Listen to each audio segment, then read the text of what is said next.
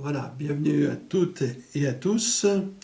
C'est avec joie toujours qu'on ouvre la parole de Dieu, parole vivante, éternelle, parole de vie, parole répandue dans ce monde, dans toutes les nations, les tribus, beaucoup d'hommes et de femmes sont en contact avec la parole de Dieu, puisque la Bible en entier, répandue dans plus de 2500 langues, et des extraits de la parole de Dieu, et des textes qui sont ainsi proposés, peuvent permettre à des hommes et des femmes de connaître ce Dieu créateur, ce Dieu qui est éternel.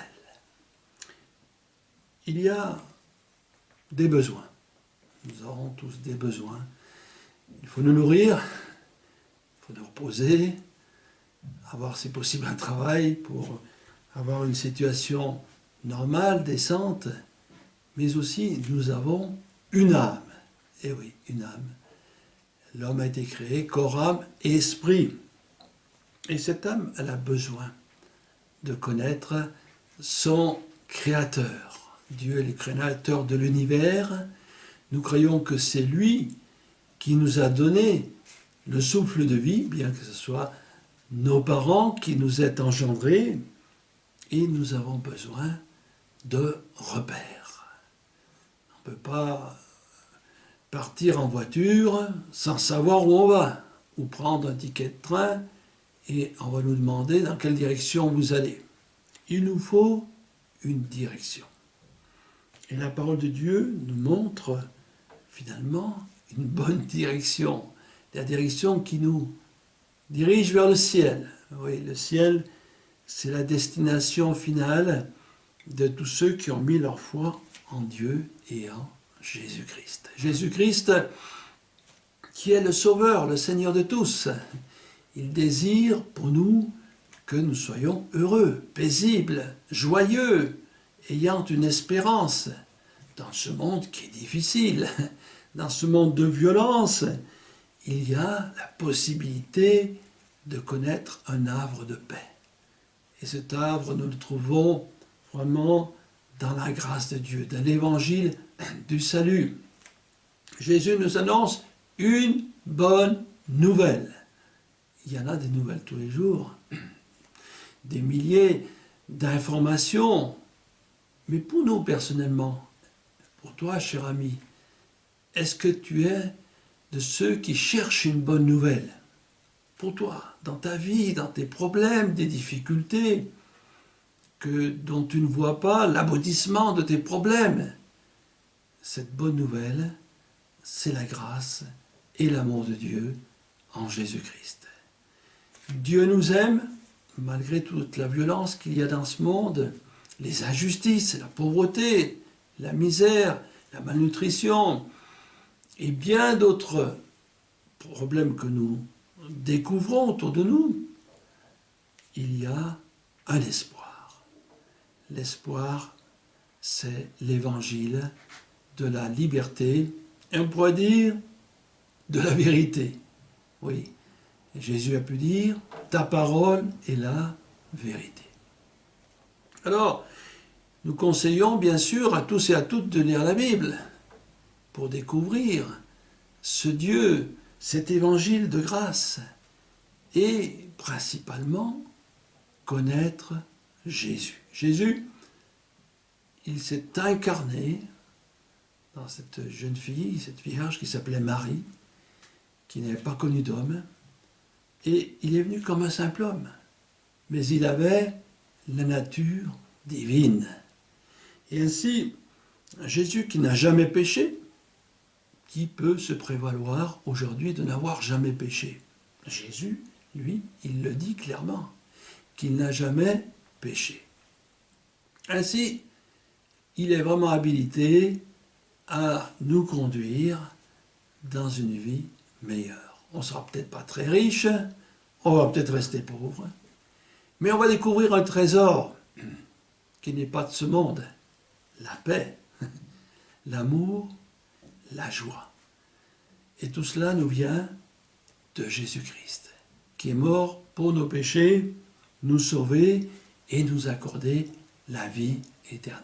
Ainsi, les 4 évangiles nous détaillent avec beaucoup de clarté, même de précision, la vie de Jésus. Ses paroles, ses actes et aussi ses miracles, ils sont nombreux. Et tout est là pour construire notre foi. La foi, on ne peut pas la bâtir sur le qu'en dira-t-on, mais on a la possibilité de la construire sur la parole de Dieu qui est immuable. Cette parole, la Bible en entier, qui contient beaucoup de récits, dont les premiers remontent peut-être à 3500 ans. L'Évangile lui-même qui remonte à 2000 ans, plus de 2000 ans, voilà, puisque les années ont été comptées depuis la naissance de Jésus. Donc, dans beaucoup de domaines, en lisant la parole de Dieu, nous allons découvrir des choses intéressantes qui vont nous éclairer. Il y a une différence entre le domaine scientifique, le domaine intellectuel et spirituel. Tout ce qui est spirituel, il y a un mot, esprit. Voilà. Et ce n'est pas par notre intelligence humaine que nous allons comprendre les choses de Dieu. Non. C'est dans la mesure où notre âme, notre cœur a soif de Dieu, a soif de connaître sa parole, a soif aspire à découvrir cet amour véritable qui est éternel. Alors, concernant la vie de Jésus, il est vrai que son enseignement est formidable, ses miracles aussi. Mais ce qui est intéressant, c'est ses attitudes, les attitudes de Jésus. Aujourd'hui, on va parler du regard de Jésus.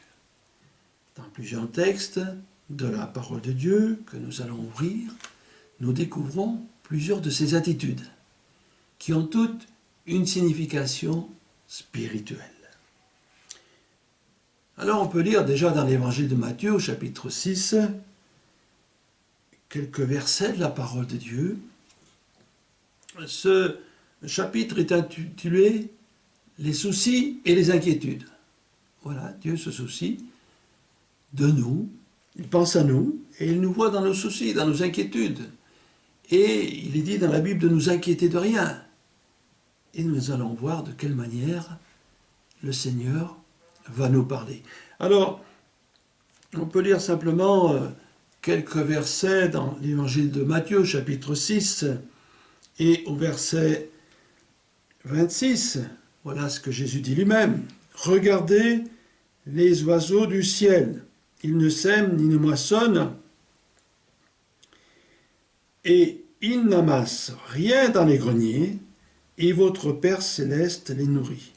Ne valez-vous pas beaucoup plus qu'eux? Qui de nous, par ses inquiétudes, peut ajouter une coudée à la durée de sa vie? Et pourquoi vous inquiétez au sujet des vêtements? Considérez comment croissent le lys des champs, ils ne travaillent ni ne filent. » On s'arrête simplement là la lecture. Regardez les oiseaux du ciel. Si vous attendez, en lisant la Bible, de voir des choses très compliquées, c'est pas la peine, surtout les évangiles. Jésus a un langage simple pour que tout être humain sur la terre puisse comprendre ce message. Les oiseaux. Les oiseaux, eh bien, ça fait partie de la création de Dieu. Donc ils ne sèment, ils ne récoltent. Ils sont là, ils sifflotent, ils expriment leur joie et ils ont de quoi se nourrir. Ils ne vont pas travailler, amasser, non. Donc Dieu prend soin des oiseaux. Il prend soin aussi des autres animaux. C'est Dieu le Créateur. Et s'il a eu cette pensée de créer ces animaux, c'est qu'il va leur donner le moyen de survivre, de vivre. Donc, si Dieu prend soin des animaux, comment ne prendrait-il pas soin de nous? Et Jésus, en somme, nous dit, regardez les animaux, regardez peut-être les éléphants, les poissons, etc. Regardez comment elles vivent. C'est intéressant d'être documenté concernant la création. Et de là, on s'aperçoit que tout a été prévu par Dieu. Si Dieu a prévu pour les animaux, combien à plus forte raison, il va nous permettre de pourvoir à nos besoins. Voilà. Et c'est pour ça qu'il dit, cherchez premièrement le royaume de Dieu et sa justice, et toutes ces choses vous seront données en plus. Voilà, la priorité que Dieu veut voir dans nos vies, c'est que nous l'aimions et que nous cherchions à le connaître. Dieu désire bien nous voir près de lui. Bien sûr que Dieu est au ciel, il est loin. Mais dans notre âme, dans notre cœur, il connaît nos désirs. Et lorsqu'il voit que nous mettons Dieu en premier, que nous avons l'intérêt pour sa parole, pour ce qu'a dit et ce qu'a fait Jésus-Christ, lui-même, il va nous aider. Il y a donc un pas à faire vers Dieu, le chercher, le découvrir, et Dieu va pouvoir à nos besoins. Moi-même, je l'ai expérimenté dans bien des situations. Il y en a qui désirent vraiment que Dieu les aide, mais ne veulent pas de Dieu. Alors, il y a une contradiction. Et si je veux que Dieu m'aide, il faut que je croie en lui. Si je ne crois pas en lui, comment pourrait-il m'aider? Donc, il est bon, il est conseillé, nécessaire, de chercher Dieu. Et ainsi, comme Dieu pourvoit à la nourriture des oiseaux et des animaux, il va aussi pourvoir à nos besoins. Pas d'avoir des grandes richesses à nos besoins. La nourriture, le vêtement et le logement, et tout ce qui en a besoin. Et on prie Dieu, on le prie, sachant que Jésus nous a dit de regarder ainsi à ces oiseaux. Un autre texte que nous allons retrouver, celui-ci, il est dans l'évangile de Matthieu, au chapitre 9. Et là, dans ce chapitre, il y a la guérison d'un paralytique, formidable. En lisant ces quelques versets du chapitre 9, il y a le récit de cette guérison. Voilà, un paralytique a été amené auprès de Jésus par 4 hommes qui l'ont pris ce brancard et l'ont déposé auprès de Jésus. Et il est dit donc dans ce récit, Jésus, voyant leur foi, dit au paralytique, « Prends courage, mon enfant, tes péchés sont pardonnés. » Jésus, voyant leur foi. Voilà ce qui est intéressant de retenir. Jésus a vu la foi de ces hommes. Et on va dire quelques mots sur la fin de ce récit. C'est que cet homme a eu le pardon des péchés et il a été guéri et il a pu marcher et laisser son lit, cette natte. Voilà. Il y a eu donc 2 choses importantes qui se sont passées. Et Jésus encore, il pardonne les péchés et il guérit.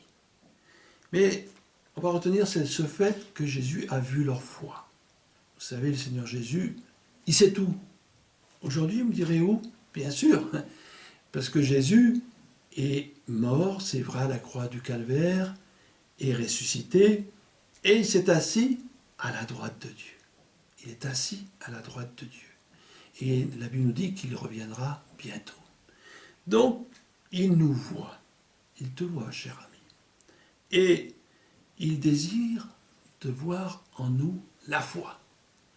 Ah, la foi. Qu'est-ce que c'est que la foi? C'est la croyance? La religion? Non, c'est pas ça du tout. La foi est une ferme assurance des choses qu'on espère et une démonstration de celles qu'on ne voit pas. La foi, c'est s'approcher du Seigneur avec confiance. Avez-vous confiance en Jésus? C'est vrai que vous ne le voyez pas, moi non plus, Mais la Bible, la parole de Dieu, me le fait connaître. Et la Bible me dit aussi que Jésus est le même hier, aujourd'hui, éternellement. Ce qu'il a été hier, il l'est encore aujourd'hui. Et ainsi, je peux prier Jésus et il m'entend. Je sais que Jésus me voit en ce moment et qu'il désire pour moi de grandes choses. Jésus a vu les foi de ces 4 hommes qui ont amené ce paralytique, et même la foi du paralytique lui-même. Et pourtant, la situation, elle était là, il était paralytique. On ne sait pas depuis combien d'années. Comment ils ont eu la foi? Ces 4 amis qui ont porté ce brancard, cette civière, ils ont eu la foi parce qu'ils ont entendu parler de Jésus. Des miracles qu'il a accomplis, des paroles extraordinaires qu'il a prononcées. Jésus qui a marché sur les eaux, qui a chassé le vent et la tempête, qui a changé l'eau en vin aux noces de Cana, c'est déjà pas mal.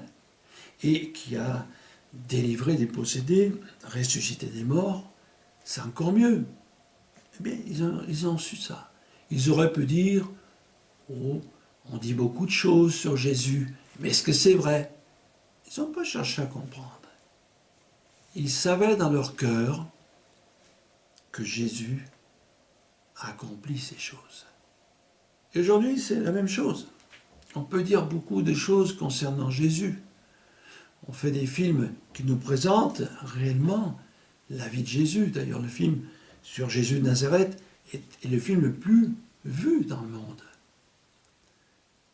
Alors, on peut lire aussi la parole de Dieu.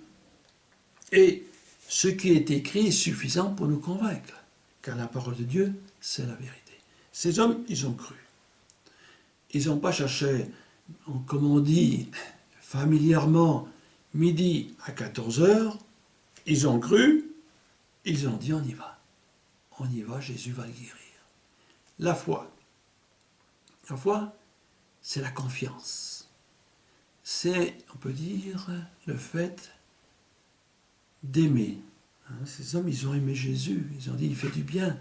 Nous, on va l'aimer. On a confiance en lui. Quand on aime quelqu'un, on a confiance en lui. Ils ont mis leur confiance. Ils se sont approchés. Alors, quelle est, cher ami, ta foi aujourd'hui? Certains disent, moi j'ai un tout petit peu de foi. Mais c'est déjà bien. De tout, c'est d'en avoir. Et c'est de désirer avoir une foi plus grande. Les disciples ont dit à Jésus, augmente-nous la foi. Eh bien, chacun de nous peut faire cette prière. Seigneur, augmente ma foi. J'en ai, mais je peux en avoir davantage. Parce qu'avec la foi, il n'y a pas de limite. Voilà, c'est une progression. À l'école, on progresse dans la connaissance, le fait des mathématiques, on progresse dans la découverte de bien des choses. Eh bien, avec le Seigneur, c'est pareil. Et la question n'est pas de savoir si on en a peu, mais c'est plutôt de dire « j'en veux davantage ». Et vous savez que Dieu est généreux et il vous a accordé une foi plus grande. Nous allons retrouver un autre texte, cette fois dans la parole de Dieu. Alors il y a dans Luc chapitre 19, verset 41, voilà un autre texte qui va nous intéresser. Comme il approchait de la ville, Jésus, en la voyant, pleura sur elle et dit, si toi aussi au moins en ce jour qui t'est donné, tu connais les choses qui appartiennent à ta paix, mais maintenant elles sont cachées à tes yeux. Il viendra sur toi des jours où tes ennemis t'environneront, te trancher, t'enfermeront et te serreront de toutes parts. Ils te détruiront, toi et tes enfants, au milieu de toi, et ne laisseront pas en toi pierre sur pierre, parce que tu n'as pas connu le temps où tu as été visité. Là, il s'agit, ici, Jésus se lamente sur la ville de Jérusalem. Ah, cette grande ville d'Israël, encore aujourd'hui, Jérusalem. Et il s'approchait de cette ville et il a pleuré en la voyant. En la voyant, pourquoi a-t-il pleuré? Parce que Jésus, il a, d'une manière prophétique, réalisé ce qui allait se passer quelques années plus tard. Quelques années plus tard, eh bien, cette ville va être détruite, brûlée. Il va y avoir des morts. Et le temple de Dieu, eh bien, il va être brûlé par les armées romaines. Et il va pleurer. Il a une vision prophétique, voyant. Et Jésus, finalement, il voit cette ville, mais il voit ce qu'il va lui arriver. Car Jésus, il a une parole prophétique. Prophétique, c'est des choses qui vont se passer plus tard. Et ainsi, il voyait au-delà du temps réel. Et quand on lit les évangiles, beaucoup de prophéties, Jésus a annoncé. Il nous a parlé de la fin des temps, des guerres, des tremblements de terre, et tout ce qui se passerait dans les temps qu'on vit aujourd'hui et dans les temps futurs. Jésus, il voit au-delà du visible. Et ainsi, nous aussi, par la foi, on peut dire par les yeux de la foi, par les yeux de l'esprit, nous pouvons entrevoir les choses futures. Par exemple, le paradis. Nous savons qu'il existe. Et la Bible nous dit qu'un jour, il y aura certes un jugement dernier, mais il y aura ceux et celles qui iront au paradis. Et humainement parlant, c'est des choses que beaucoup ne croient pas. Bien sûr, on ne les voit pas. Mais justement, le regard prophétique, c'est par l'Esprit, par le Saint-Esprit, parce que Jésus accorde le Saint-Esprit, entrevoir à la fois des événements qui vont se dérouler, comme le retour de Jésus, dit la Bible, et le paradis.